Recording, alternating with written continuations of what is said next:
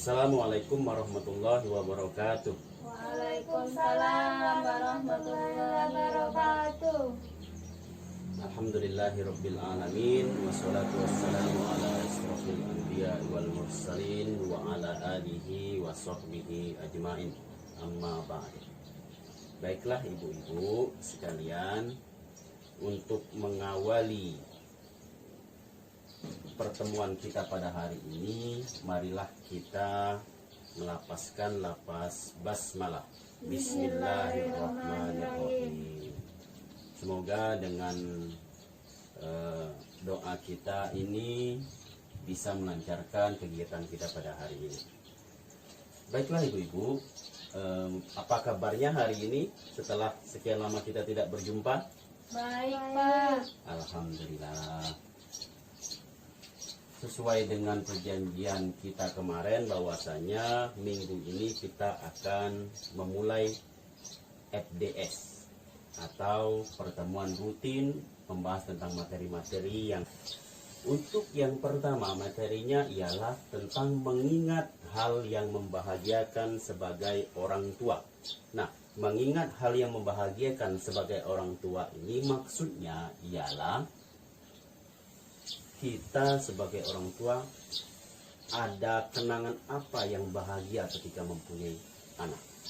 Coba ibu-ibu sekalian, kenangan apa yang membuat kita bahagia mempunyai anak itu? Ada yang tahu ibu-ibu sekalian? Kenangan apa pada waktu apa ibu-ibu?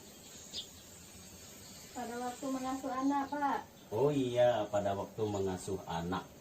Pada waktu mengasuh anak, bagaimana perkembangannya tumbuh, ketika belum bisa berjalan menjadi bisa berjalan, ketika belum bisa berbicara, pertama kali berbicara itu sungguh luar biasa kenangan itu. Apalagi ketika waktu pertama kali melahirkan anak itu. Betul ibu ya? Betul. Ya, itulah yang harus kita kenang terus membahagiakan ketika mengingat hal yang membahagiakan. Kenapa ini perlu? Karena pasti ketika mendidik anak itu ada yang nakal, ada yang tidak menuruti perkataan kita. Nah, ketika dia tidak mengikuti perkataan kita, kita sering mengingat hal yang membahagiakan, tentunya kita marah, tidak lepas kendali. Itulah manfaat dari sering mengingat. Kalau tidak mengingat, ketika dia nakal, jadi kita mengingat yang nakalnya terus. Itulah manfaat mengingat hal yang membahagiakan ibu-ibu ya. Terus materi yang kedua. Materi yang kedua ialah sejalan antara perbuatan dan perkataan. Ini yang paling penting sekali. Maksudnya, Pak?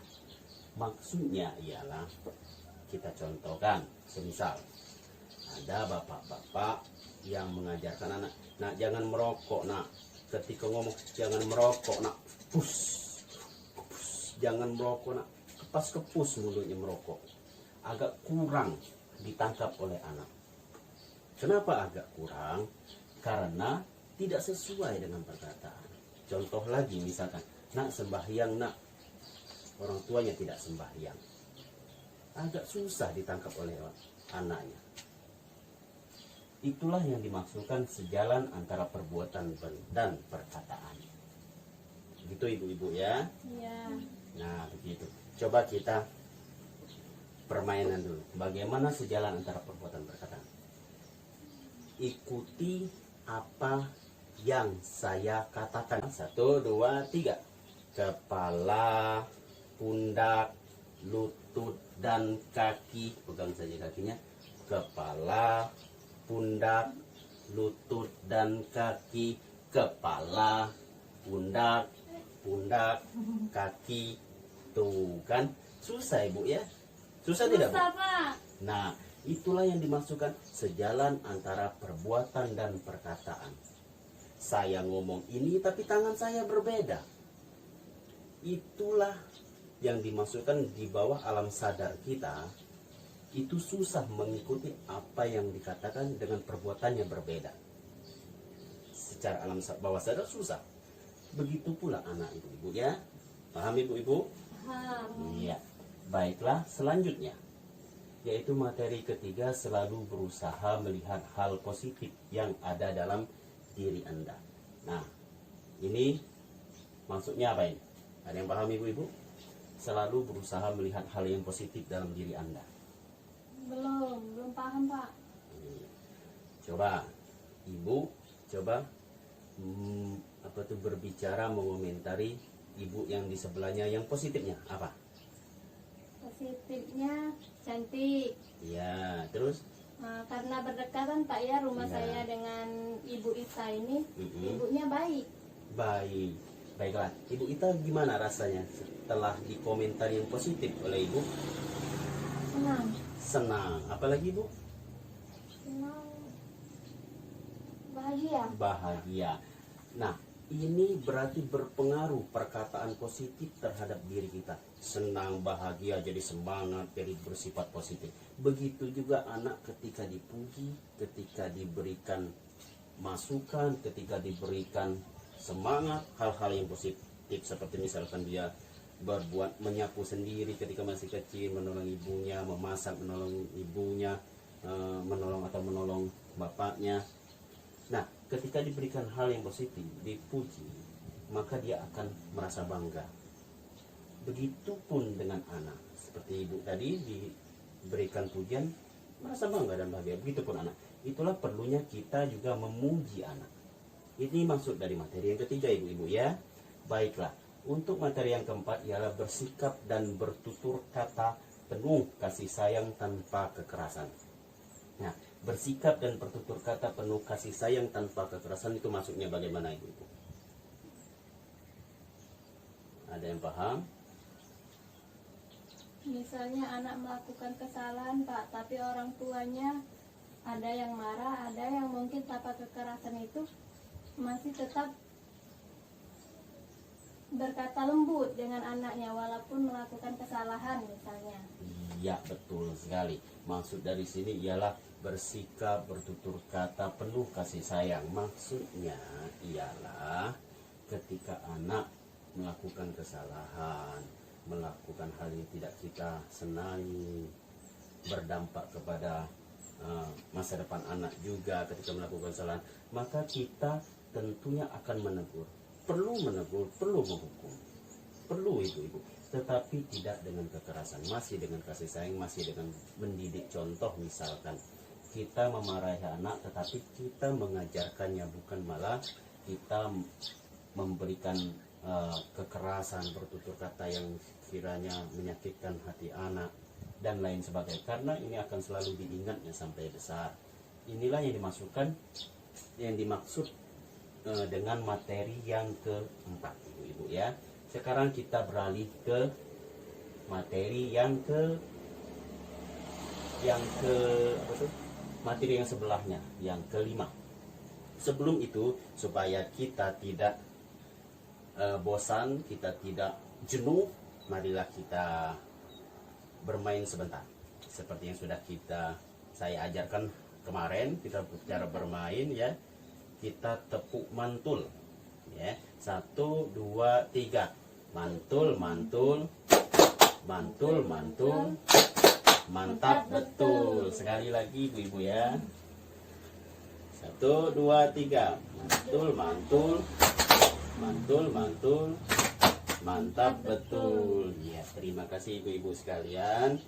Kita lanjut lagi ke materi yang kelima, yaitu tips menjadi orang tua hebat lanjutan yang tadi. Ialah tentang ayah dan ibu saling bekerja sama dalam mengasuh. Baiklah, yang di sini maksudnya kerjasama ialah kita ketika anak nakal, kita sebagai orang tua bekerja sama bagaimana menghadapi kenakalan anak ini dengan hukuman yang tidak tentang kekerasan itu ya, yaitu dengan mengingatkan dan lain sebagainya. Nah, terus selanjutnya materi yang ke-6. Materi yang ke-6 ialah ayah dan ibu saling berdiskusi dan memutuskan bersama hal terkait pengasuhan anak. Nah, maksudnya ini ada yang tahu ibu-ibu? Belum ya? Nah, ini masih menyangkut ke yang atas, yaitu memutuskan semuanya bersama terkait tentang pengasuhan anak. Contoh ibu-ibu ya. Contoh misalkan anak itu ada kebiasaan yang buruk, semisal dia mau makan es krim terus, setiap lewat ada jajanan mamang es krim itu langsung mau beli es krim. Apalagi mamang es krim ini karena kita sering belanja stop di depan rumah, kleng kleng kleng kleng, kring kring kring kring kring, sampai 1 jam, setengah jam, mantap depan rumah kita, kayak mau memanggil ya. Nah, yang seperti ini harus kita hindari ibu-ibu. Kenapa hindari? Karena dampak dari jajan-jajanan itu sangat berbahaya bagi kesehatan anak. Dampaknya ke depannya. Kalau sekarang belum, ada ibu-ibu KPM saya di desa sebelah, desa Tanjung Agas, itu dia sering dibelikan jajanan teh botol ibu-ibu. Teh botol itu tiap hari beli. Setelah 2 tahun konsumsi, ini kata orang tuanya ya, setelah 2 tahun konsumsi, anaknya masuk rumah sakit. Apa penyakitnya? Bocor lambung ibu atau ususnya. Karena apa? Karena bahan-bahan pengawet dari teh botol tadi. Nah, itu sangat berbahaya. Akhirnya anak ibu tadi meninggal dunia. Tentunya kita tidak ingin anak kita bernasib sama seperti anak ibu yang saya ceritakan tadi. Nah, itulah yang maksud saya, kita harus mengambil keputusan, harus tegas terhadap anak. Semisal contoh, ini contoh saja ibu-ibu ya, kita memberikan contoh, beli es krim 2 kali seminggu atau 1 kali seminggu saja, setiap hari Senin. Nah ya, kalau itu tidak boleh. Beri kesepakatan baik ibu dengan anak, dengan bapaknya, beri kesepakatan seperti itu. Jadi anak nanti ketika hari Senin baru diperbolehkan untuk membeli es krim. Nah, harus tegas.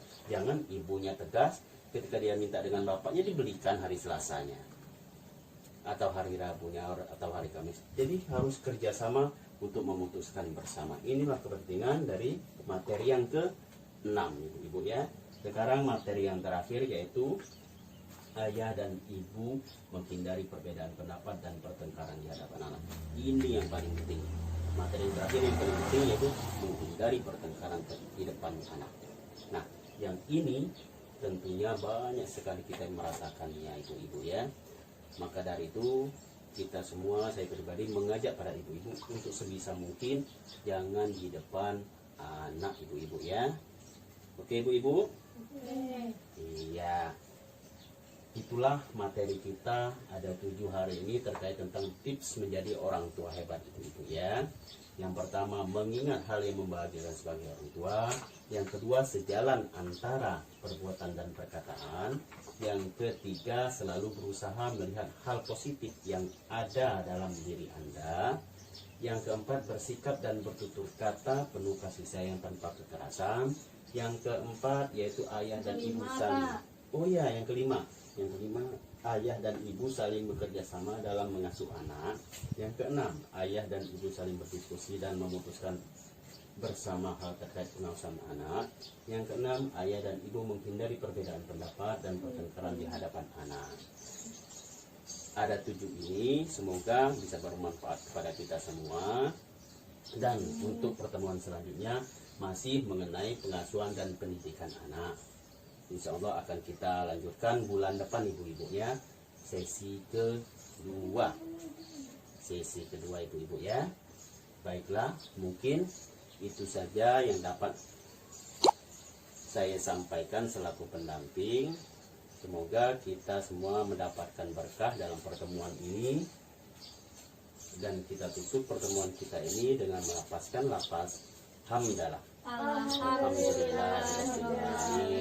Wassalamualaikum warahmatullahi wabarakatuh. Waalaikumsalam warahmatullahi wabarakatuh.